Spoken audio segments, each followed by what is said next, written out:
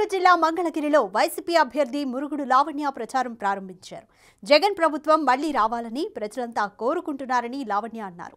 లోకేష్ మంత్రిగా ఉన్నా ఏ రోజు మంగళగిరి ప్రజలకు అందుబాటులో లేరని, ఈసారి మహిళను గెలిపించాలని సిట్టింగ్ ఎమ్మెల్యే ఆర్కే కోరారు.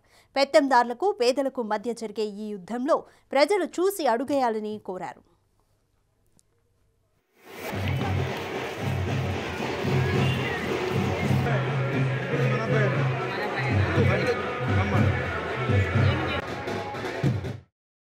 ఈరోజు 11వ వార్డులో మేము ప్రచారం చేశాము.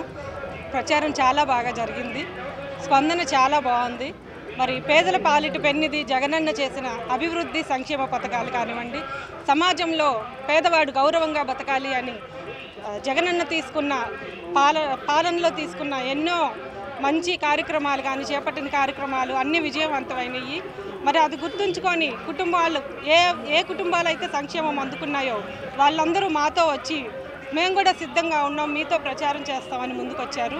అలాగే వారందరూ కూడా మాకు సహకరిస్తున్నారు. వాళ్ళందరూ ఆశీస్సులు నాకు ఉంటాయి.